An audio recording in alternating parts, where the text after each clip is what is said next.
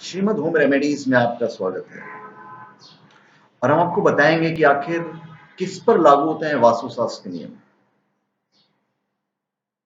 वास्तुशास्त्र का अधिकतम उपयोग उद्योगपति, फैक्ट्री, दुकानदार अथवा उच्च भवनों और महलों वाले ही करते हैं।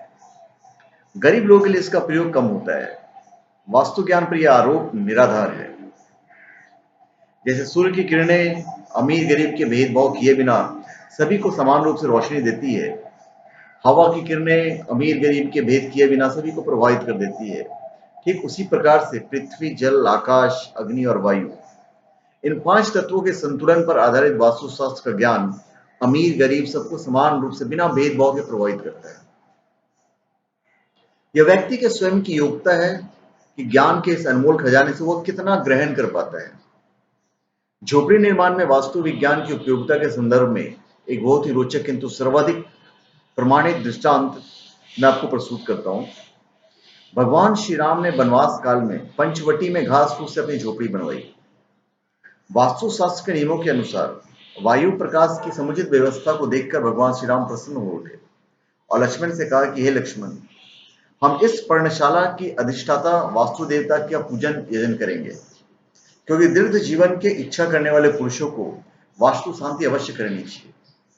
वास्तुशास्त्र की महत्ता, प्रामाणिकता एवं उपयोगिता का इससे उत्कृष्ट उदाहरण और क्या हो सकता है। देखिए, घर जैसा भी हो, चाहे वो अमीर का हो या गरीब का हो, दरवाजा होता ही है, बेडरूम होता ही है, जहाँ सोने की जो जगह है उसका बड़ा होगा, एक अलग कमरा होगा। जो गरीब है या जिनके महल नहीं है वो भी तो सोएगा ही कहीं ना कहीं। जब वो सोएगा तो किस दिशा में सोना चाहिए, सर किधर करना चाहिए। खाना अगर बनाए तो उसका किचन होगा, आपका किचन छोटा होगा। तो वास्तुशास्त्र अमीर और गरीब नहीं देखता है। तो वास्तुशास्त्र हर आदमी के लिए उपयोगी है। कहने का मतलब ये है, ये ऐसा नहीं कि किसी पे खास करके लागू होता है, अमीरों पे और गरीबों पे। देखो, अमीर के पास पैसा है तो वास्तुशास्त्र के हिसाब से चीजों को खरीद सकता है।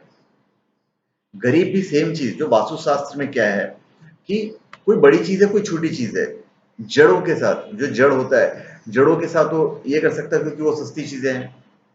वास्तुशास्त्र में कहता है भाई श्री यंत्र लगा लो, तो बड़े लोग सीधी बात है 50,000 का श्री यंत्र लगा लेंगे।